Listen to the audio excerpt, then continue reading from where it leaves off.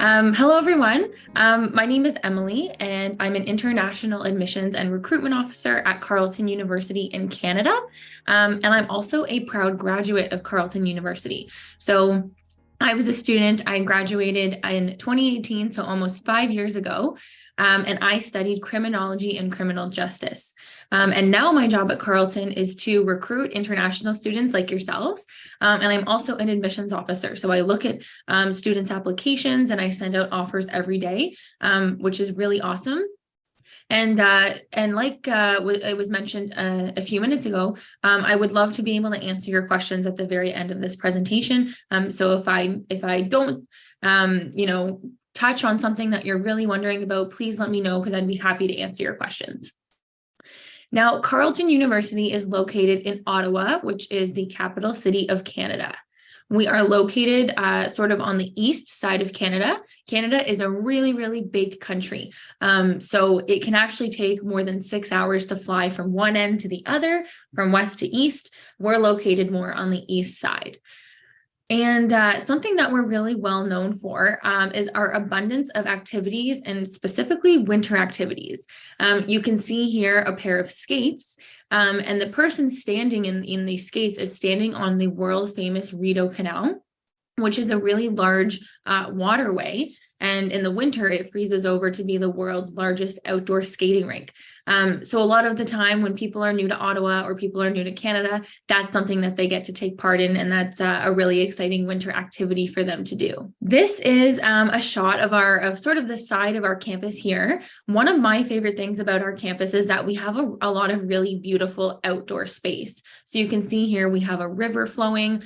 We have lots of green space with lots of trees. So oftentimes when it's warm weather outside, you'll see people outside eating lunch or doing their reading or studying outside.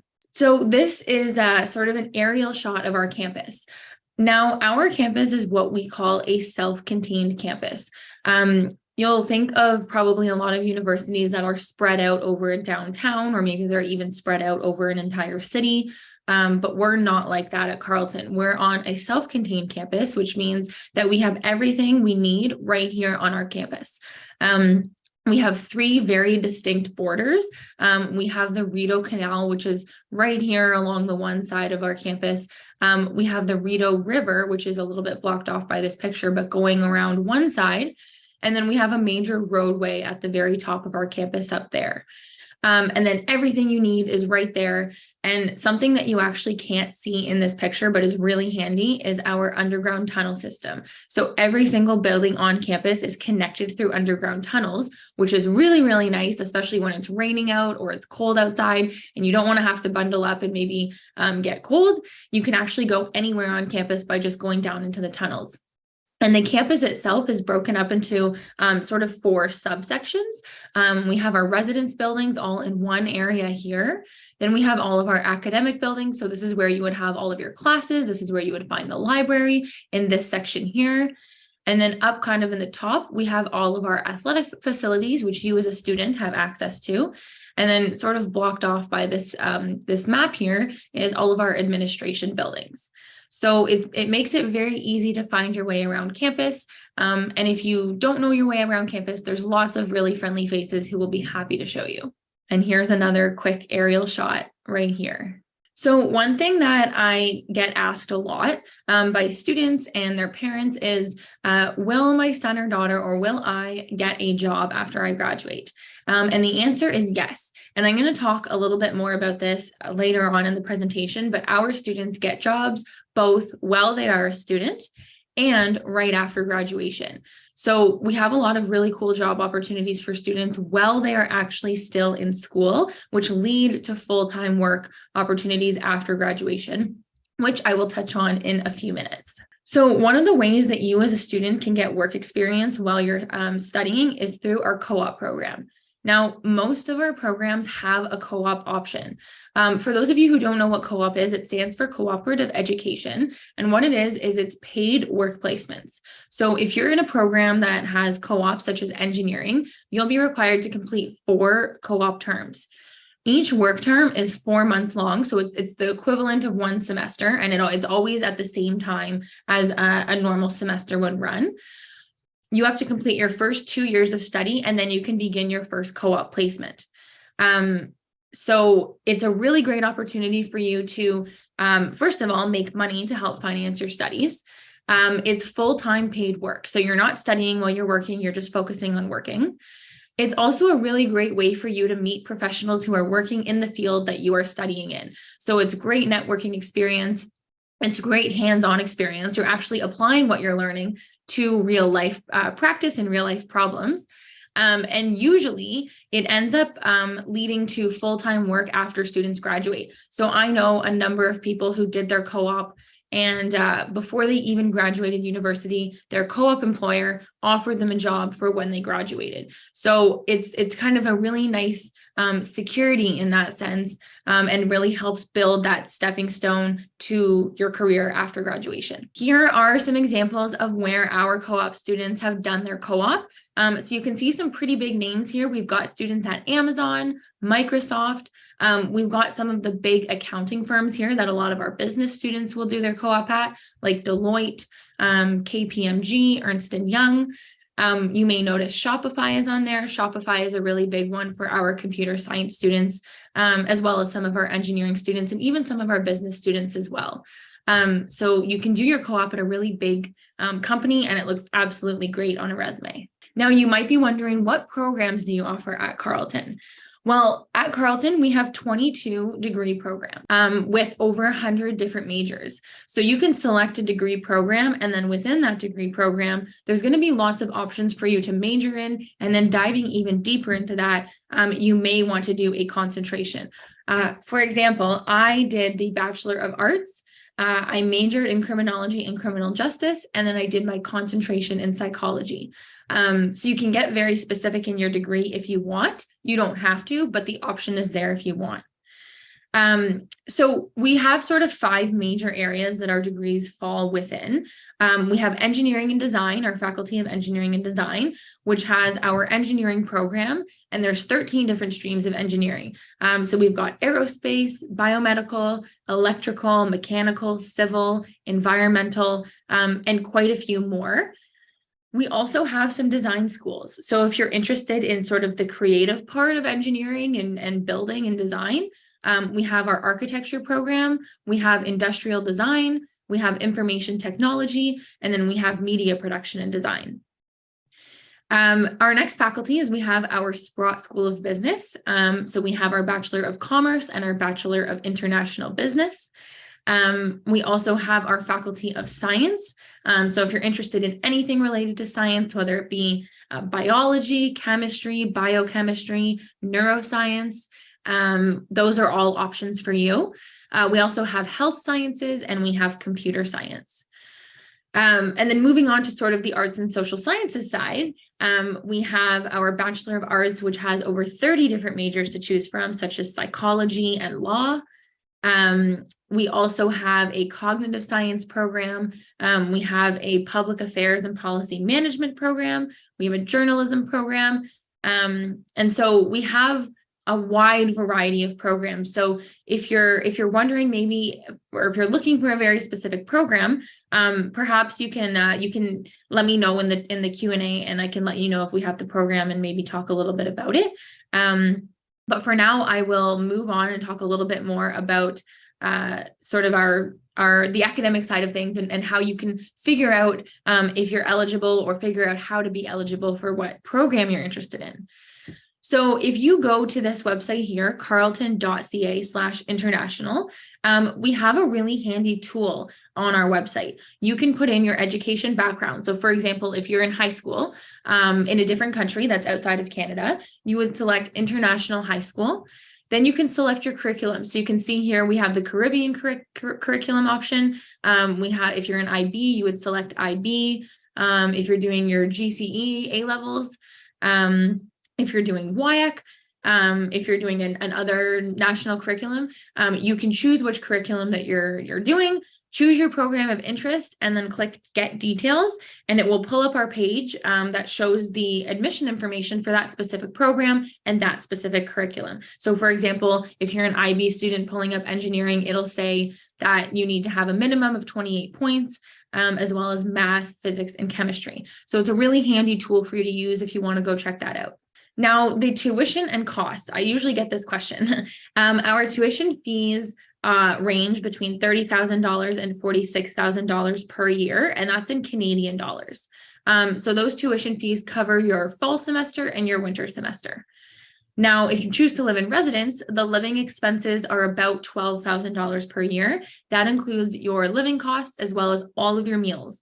You get a meal plan that fits into that cost, so you don't have to pay anything additional to that fee. Now, you may be wondering about how we may be able to help finance your studies, because it is very expensive.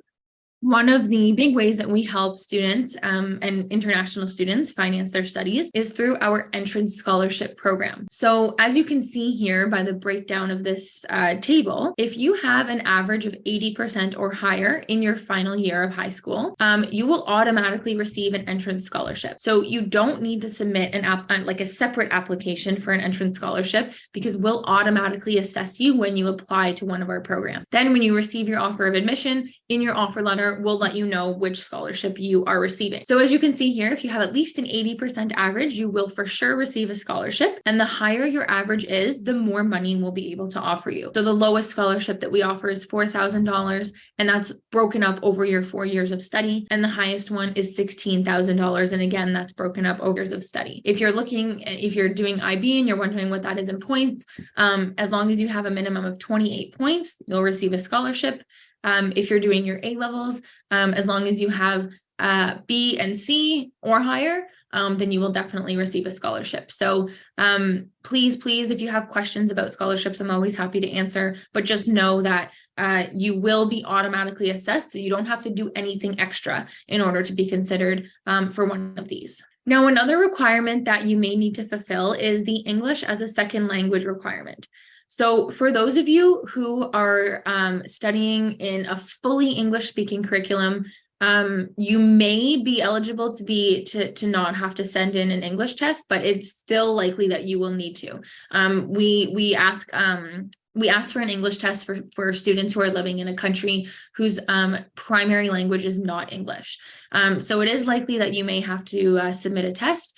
These are a list of the English tests that we accept. So as you can see, we accept a variety of them, and there's on our website, which I can give you at the end of this. We give a breakdown of the minimum score on each test needed in order to be eligible for admission to Carleton. I can just tell you, for example, if you're doing IELTS, you need to have a minimum of a 6.5 overall, with a minimum of 6 in each band. If you're doing the Duolingo English test, you need to have a minimum 115 overall. And then all of your sub-test scores need to be 90 or higher. Now, a little bit about the Carleton community. This is actually one of my favorite parts about Carleton, and something that made me feel very welcome and included as a student. We have a very diverse community. So our population is about 32,000 students, which is about a medium-sized university compared to other Canadian universities. And about 15% are international students. So we have over 4,500 international students, and our students are from all over the world. So we have students from over 150 different countries. So it's highly likely that you'll be able to meet students from the same country as you, but also from other countries as well. And the Carleton community, one of the reasons why it's so strong is because everyone is very welcoming, everyone is very inclusive, and everyone really has each other's back. And I remember the very first sort of opportunity that made me feel very welcome and like a Carleton student was when I moved into residence. So as a student, and if you are coming straight from high school, you will be given a guaranteed offer of residence. So you don't need to apply for residence because you will already be given a spot. And when you receive your offer of admission, we will let you know that you are receiving a spot. We have 2 living styles. So we have traditional rooms and we have suite style rooms. A traditional room does not have a kitchen. You have a bedroom and you have a bathroom. But if you're living in a suite, you do have a small kitchen. So The suite styles are a little bit more expensive than the traditional rooms, but both come with a meal plan and both are great options.